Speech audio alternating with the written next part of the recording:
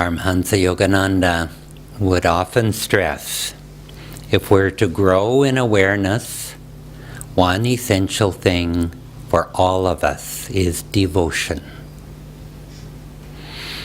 He would say, get devotion. And if that devotion doesn't come naturally to us, he said we need to consciously develop it as a part of our sadhana, as a discipline. Swami Kriyananda would chant for hours on end to awaken this, as Sri Yukteswar said, this natural love of the heart. We need to awaken it. And as we build devotion, each devotee has a slightly different way to worship God, a slightly different bhav or relationship with God. Yoganandaji would pray, Divine Mother, Heavenly Father, Friend, Beloved, God. We can love God in all of these ways and many others. God as Mother, all-loving, compassionate, giving us love whether we're naughty or good. And as Yoganandaji said, the mother is closer than the father. And he himself and Swami Kriyananda would see God primarily, feel God primarily as the Divine Mother. And God as Father, wise, all-knowing, there to guide us, to discipline us. And God as friend, as Sri Krishna was always the friend and guide to Arjuna on the battlefield. And it's very easy to practice the presence of God when we feel that He's our constant companion, that He's our witness and friend in every moment of life. Whatever we're going through, we can bring Him with us. And God is beloved. In the Rasa Leela, dozens of Krishnas are dancing with dozens of gopis. And Krishna's consciousness may be infinite, but each of those gopis felt that he was dancing just with her, just personally. And there's this sweet intimacy. Similarly, there's a tradition among Christian nuns that they are the bride of Christ. Some even wear a wedding ring to remind them of this intimate relationship with God. Sister Gyanamata wrote to her guru once. She said, I know that you have come for a world mission, you have thousands of disciples, but I also like to feel that you have come just for me. This is a wonderful attitude to have, and a very personal one that brings God so close to us. In the 1970s, when I was new on the spiritual path, in America it was popular then, the glossy posters from India of all the Hindu deities. And for many years I would have a poster on my wall, one of Krishna with his flute, and another of baby Gopal. And so we come to another way of relating to God, another bhav, seeing God as our little child. And this is the sentiment of Christmas, centered on the baby Jesus and the sense of sweetness. And contemplating Christmas, we might feel gratitude or awe that this avatar has come down to help us. but there's also the human feelings for this innocent, fragile little baby who needs our care, our attention, our help. And we also have those feelings. And it's this devotion that makes Christmas so sweet. We give to the baby gives to us. And we feel that sense of tenderness and affection. And for a mother, 24 hours a day, the needs of her baby are more important than her own needs, may even take the place of her own needs. And if only we could love God with the same care and attention that a mother gives to her baby. That same sense of need, that I must do this, I must take care and protect. And God, because God needs our love just as much as the baby needs our care. And we can choose to give that love or to withhold it. It's our free will, it's our choice to make. I would visit in Italy, I'd visit the room of a Saint Joseph of Cupertino. And it was very sweet to see in his room. He was from the 1700s. He would have this life-size statue of the baby Jesus. And that was his source, his object of worship. And just like the baby Gopal. And the Christ that is born in the body of this fragile baby is also, of course, symbolic of the divine awareness growing within us that we need to nurture and take care of, especially in the beginning. Christ would tell his disciples to take care of this growing divine awareness, lest they fall into the temptation of a worldly environment or into bad habits. Just like a flame in the wind. We need to watch it and protect it. And so that flame within our souls that is growing needs to be protected. And like caring for a newborn baby, we also give our best to our quest for self-realization. And this goal, the goal of moksha, rarely, I think, comes from one dramatic moment, one heroic effort, or passing one great test. Rather, it comes in the little things. Perseverance in the little day-to-day things. Just showing up for meditation. Just doing our best to try to practice the presence of God in the battle din of activity, in the workplace, in the home, in every moment of the day. This is how we succeed. It's as if we make a promise to God, a vow when we're young on the spiritual path, and we just need to be loyal to that promise, and that goal of moksha will be ours. Thank you.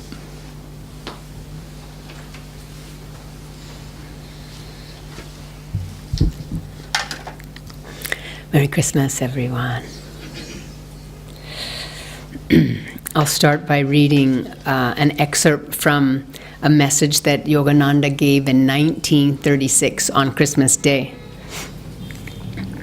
The real reason we celebrate his Christ's birthday is in order to remind ourselves of the divine qualities of Jesus and to awaken ourselves to a realization of the enlightening, loving Christ presence in our own consciousness. Christ must come in the cathedral of silence. Christ must be born in the cradle of each loving heart. So instead of enjoying just the material aspects of this Christmas celebration, make your hearts a cradle where Christ can be born again and again. You must prepare your consciousness. He came to bring you freedom, joy, peace, and light. These He offers you always, but with a special tenderness and love at this holy season.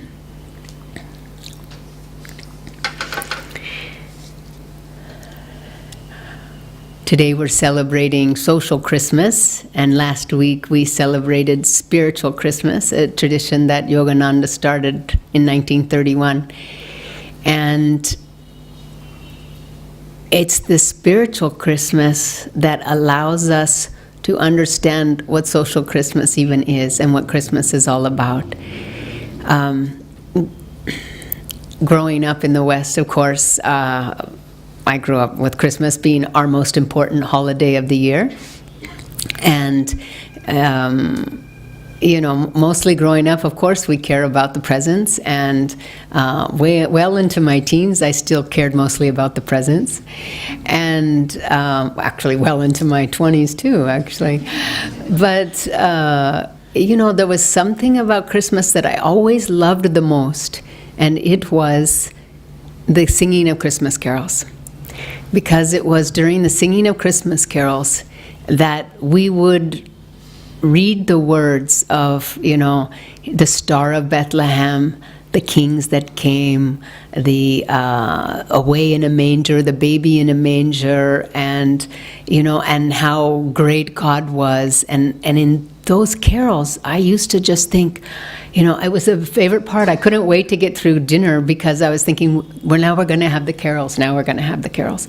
And I never understood until later that it was just my heart's longing for a deeper reality of Christmas that I hadn't gotten for most of my life. And so when I finally found this path, when I found Ananda, I remember, and I've told this story before, I left a worldly Christmas party and went to a singing choral event for Christmas at Ananda, and I was new to Ananda, and they were singing these, not just singing Christmas carols around the piano with the relatives, sort of like Even Rudolph, the Red-Nosed Reindeer, and it was just sung with so much devotion and open-hearted longing to commune with the Christ that you could just feel that vibration within the singing. And it was that evening that I felt like this is what I've been looking for, and that this is my spiritual family. And it was through that music and, Swamiji's oratorio music that I understood that. And then, of course, I became a part of Ananda. I moved to Ananda Village.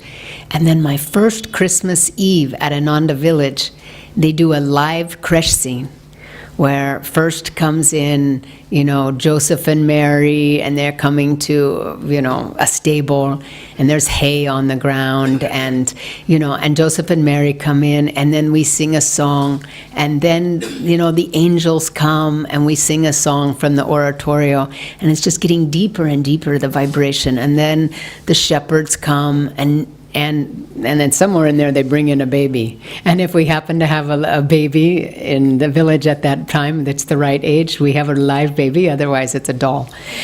And, but then the shepherds come and kneel before, and then the kings come and offer gifts, and it's live. I think even one time they brought in a goat or something. And it was this live devotional setting with singing, and we came up with a candle, each with a candle, and knelt down before the baby Jesus. And this whole scene that was, the kings were alive, looking and adoring. The shepherds were looking up. The angels were there. I have never felt so transported. I felt like I was in Bethlehem on the night of Christ's birth. And we brought up a candle and just offered all of our heart, all of our love, and that stillness and that sort of presence of Christ, peace and calmness gave me so much hope that I might become this good. I might become this pure.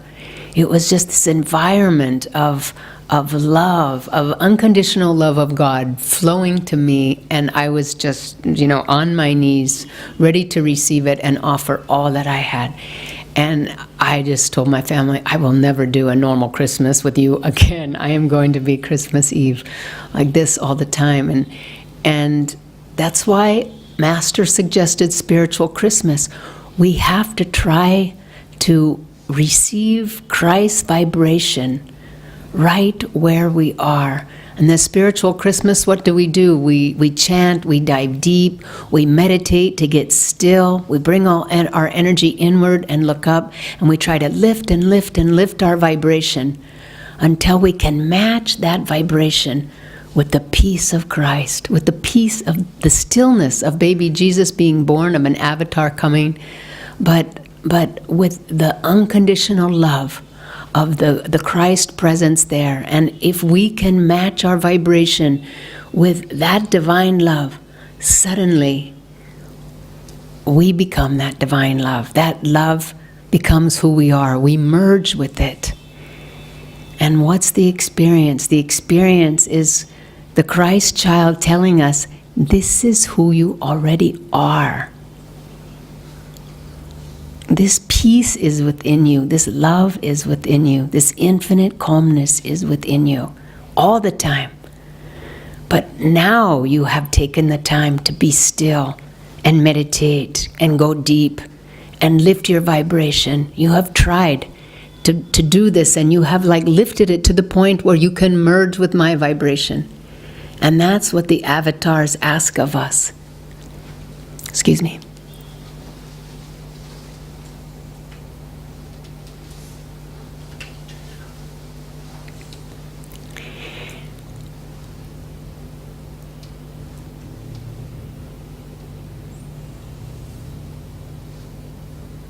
So Master says to us, make your heart a cradle where Christ can be born again and again. Especially at Christmas time, people all over the world are buying gifts for others and thinking about others. For once, they're not focused on themselves. I think that's why people get so much joy out of Christmas, because they're not thinking about who I am, what I need. We're thinking about how can I give something to others, even if it's a material gift and they just go out shopping and give gifts. At least they're thinking of others. And so they're starting to open their heart in that way. And Christ said, your heart, your treasure is where your heart is. So we have to ask ourselves, where's our treasure? What are we putting our attention on?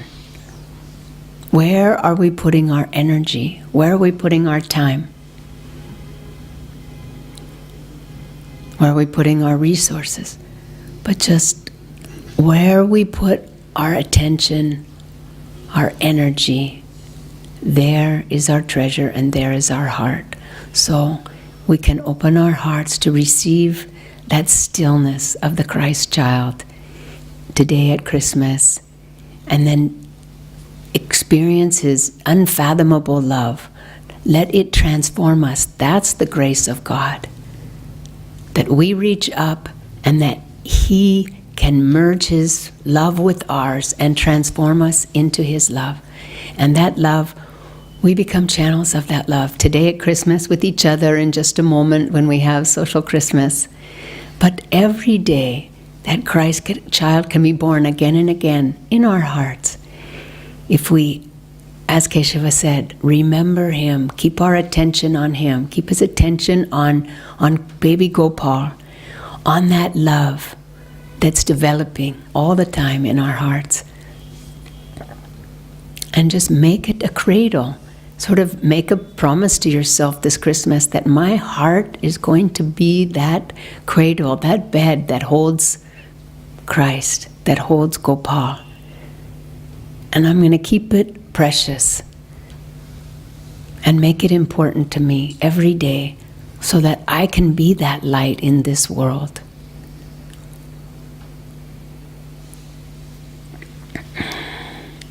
So I want to end this section with Master's words also.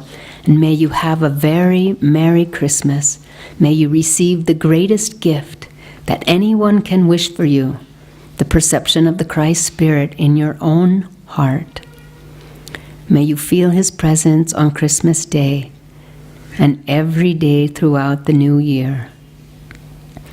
Open your hands to receive the wonderful gift of light. Meditate. Meditate until you get results. The answer is sure if you persist. Love, serve, meditate.